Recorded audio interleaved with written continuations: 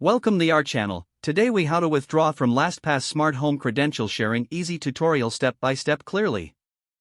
To withdraw from LastPass Smart Home Credential Sharing, start by opening the LastPass application on your device. Log into your LastPass account using your master password. Once logged in, navigate to the Vault section where all your stored credentials are displayed. Locate the shared credential you want to withdraw from. Click on the credential to view its details. In the credential details, find and select the option for managing sharing settings. Look for the list of users with whom the credential is currently shared. Identify the user or users you wish to remove from the shared list. Select the option to remove or withdraw sharing access for those users.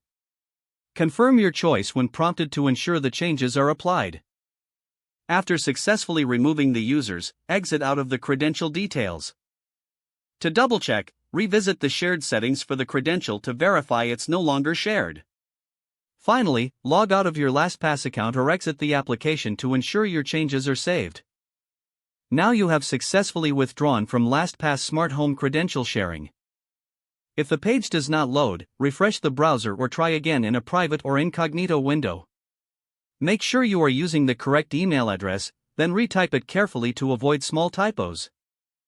If your password is not accepted, use the reset option and create a new strong password you can remember. Check your spam folder for verification or security emails, then complete any requested confirmation steps.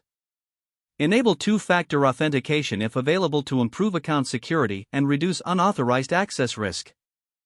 After signing in, review your profile details so your contact information and settings are accurate and current. If you see an error message, note it down and try again after restarting your device and internet connection. Log out when you finish, especially on shared devices, to keep your account and payment information secure. If the page does not load, refresh the browser or try again in a private or incognito window. Make sure you are using the correct email address, then retype it carefully to avoid small typos. If your password is not accepted, use the reset option and create a new strong password you can remember. Check your spam folder for verification or security emails, then complete any requested confirmation steps. Enable two-factor authentication if available to improve account security and reduce unauthorized access risk. After signing in, review your profile details so your contact information and settings are accurate and current. Don't forget to like this video and subscribe to our channel for more step-by-step tech guides.